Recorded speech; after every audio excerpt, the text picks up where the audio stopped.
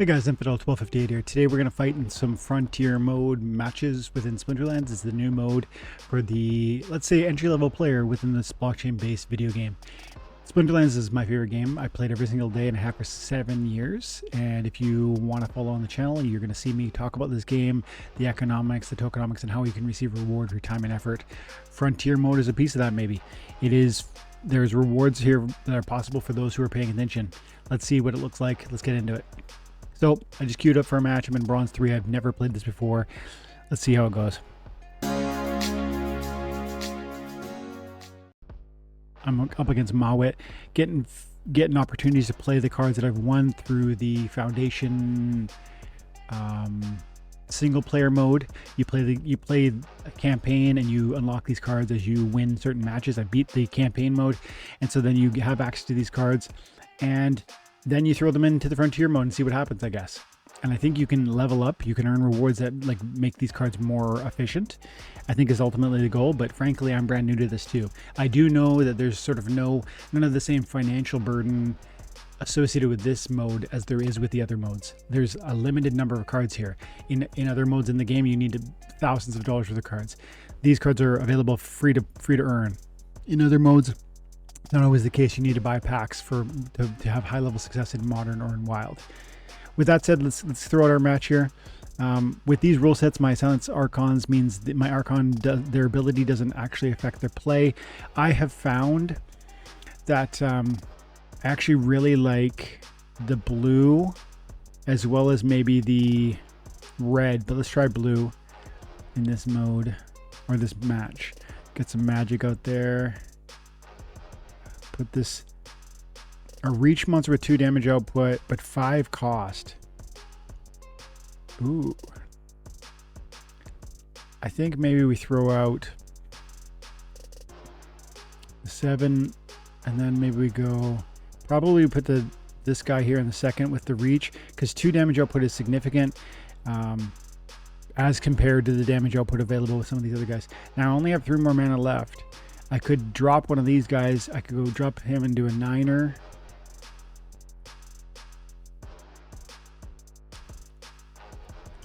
Or I could do 2 4s. Yeah, you know, we're going to pull you out and put you in. That's more damage and more resiliency with the armor on the back line from the Frostguard Warrior. Okay, so let's see how that goes. I'm going to put you there because... Nope, there. Let's see how that goes. So my opponent, Sneak, is going to run into an armor over here. It's going to take him 3 turns to kill me.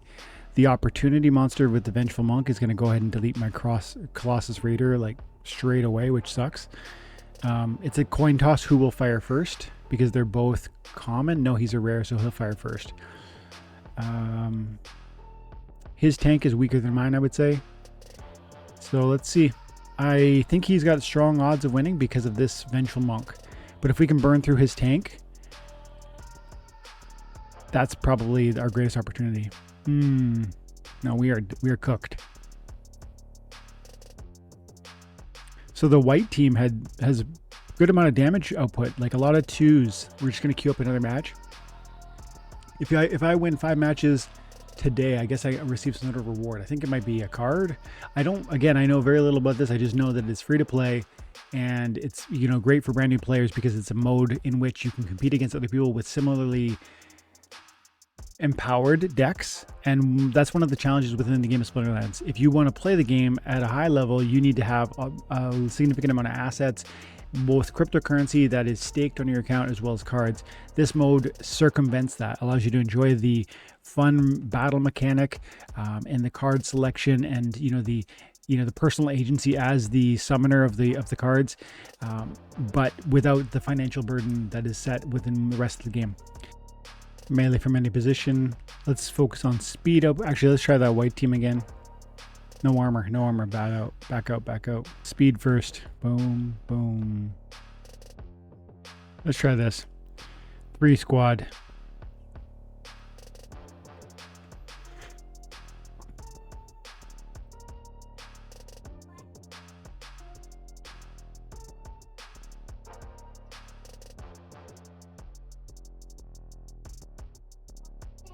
Got him. So let's see what happens. We get a W. We ascend in rank. Battle again. 3 wins to the next daily. So I've got 2 wins under my belt here.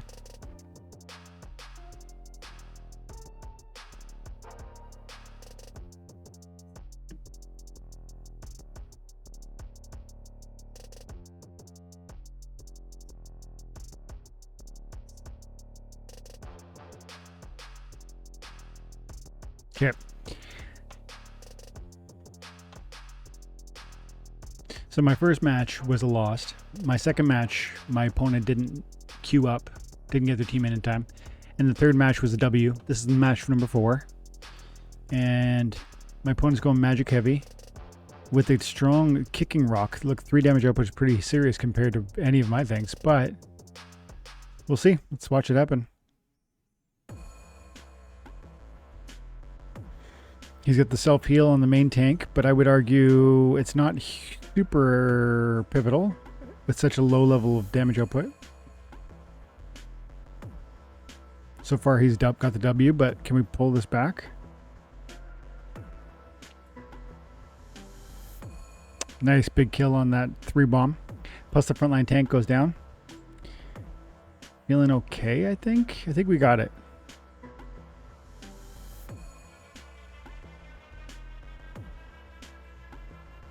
Okay, we're cooking now. It's a totally different game at this level. Very interesting.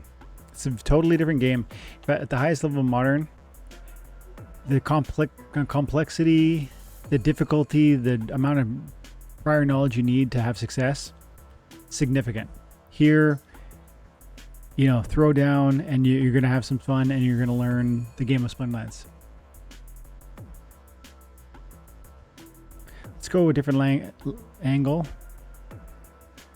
Magic. Reach monster. And the taunt distraction. My hit points are low, but my damage output might be high with the magic monsters I got. Oh, but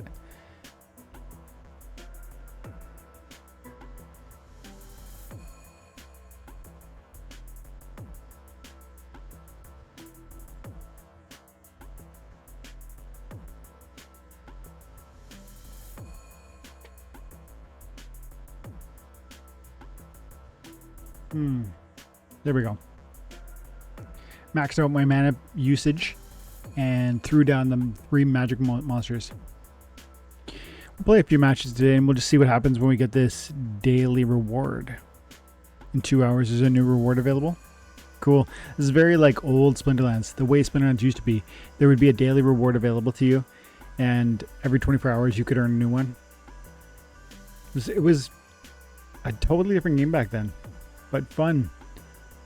And maybe this is a return to that in some respect. So that's cool.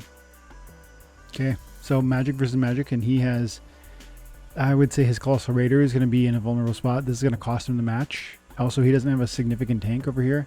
I've, you know, Port Guardian is not a huge tank, but 6 hit points going to take a while for him to burn through. I think we got this one.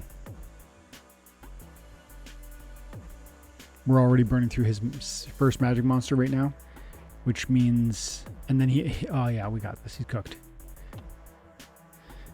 And dead. Nice. So I believe that's our 5th win. Is that, or is it only our 4th win? No, yeah, we've only got 4 W's, so we got to throw down 1 more. Back to Frontier, throw up 1 more, and then we'll claim the reward, see what it looks like together. Because I don't know.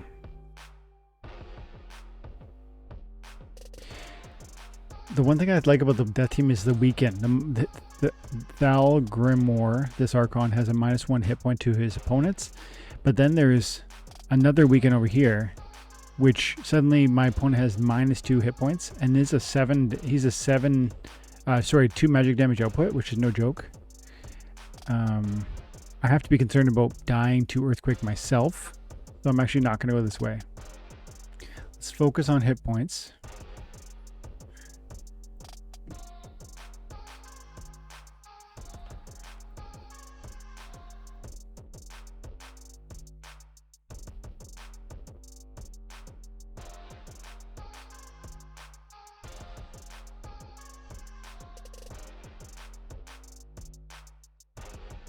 Let's try this.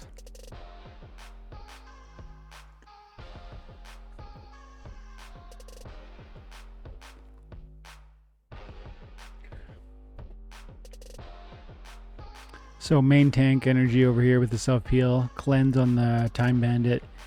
I'm hoping to outlive my opponent. My opponent did something similar with the hit points and the sustainability. We'll see who wins. It's going to come a little bit down to where the shatter, where the aimless lands are shots.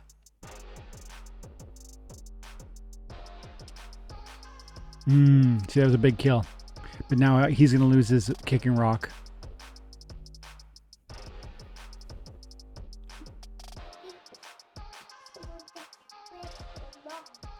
What's that, Greg? No, thank you. Oh, he gets the W. So, for those who are new to Splinterlands, if you're watching that, you'll see that we have the same character, but his fired first. Why? Well, because just luck of the draw. So, the way that the game determines who fires first, it depends on the attack type, depends on the speed level. The higher the speed, the sooner you go in the rotation of turn. But then also it depends on certain abilities. Like if you have ambush, you would go in maybe in round 0, which is before the game even begins. There's also factors like what type of attack do you have. If we both have the same speed, a magic monster will go before a melee monster. That's just how it goes. If we both have the same monster, which has the same speed, then does one of us have a higher level version of it, more BCX sewed into the card itself? There's a multitude of variables, but the game and the player can both understand that, so that there's a predictable conclusion. And if it's the exact same card in every condition and every single level, like as was in that moment, then there's a flip of the coin to see who goes first in any given round. And that combined with the 2 damage that was happening from the earthquake of the rule set caused me to die. 38 mana, ferocity and aimless. We get this W, we will move on. Let's do the kind of torn. Should we lean into the magic again? Let's do that. Magic. Actually, no. Pull away.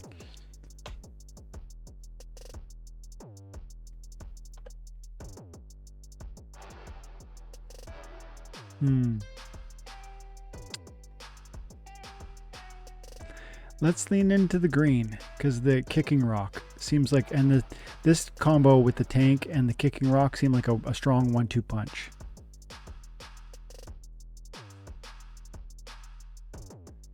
And then I can do 8 more damage. Let's bring him for the good hit points, the little bit of damage, and the cleanse. Okay, only bringing 4 monsters.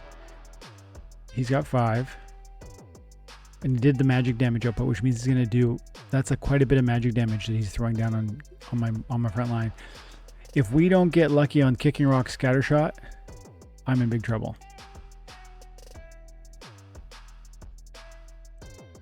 Yeah.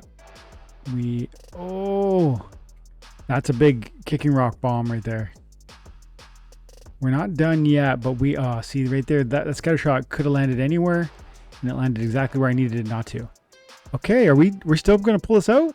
Let's go. Okay, so there we go. So now that should be enough for us to, yep. So we go ahead and claim, and let's see what this reward is. Is it going to be cards? I think it is. 1 card. Let's find it together. 1 chest. Boom. Okay, so I got another copy of that summoner. And so with more copies of the same summoner, I can level it up. It only goes to level 4 as a rare. That makes it but it's the more, I think maybe I need 30 copies of this to max it out or something like that. You could find that out online if you were interested. Rares require however many BCX per. So if I go back to lobby, let's find it out right now actually. Go item cards, and then not beta. Foundations, Archons. Okay, so in order to max this out, I need 25 BCX or 25 copies of that card, and then you put them together and you'll get a max copy of Incessant Sage. And that's how your cards, that's how your Archons get more and more higher level. And as they ascend in level, they allow higher and higher commons, rares, epics, and legendary monsters. The summoner, myself, chooses an Archon, which picks a team, and that team can assign monsters to the battlefield. When the summoner is only a level 1, as is my card on the screen here, it can only play the lowest level of the cards of the monsters in the game. But as it gets to level 2, it opens up new power and abilities, and level 3 is even better, and level 4 for this card will be the best. And so anyways, that's Frontier mode and the Foundation set in Splinterlands. It's my first experience with it, but I'm going to try and tune in regularly and try and earn those, because Splinterlands is awesome. I love this game, and I love that it rewards us for our time and attention. I love that it captures the attention and joy of the player and gives you reason to come back every single day. I love Splinterlands, and hopefully you do too. Let me know in the comments below what you think. Have an amazing day. God bless.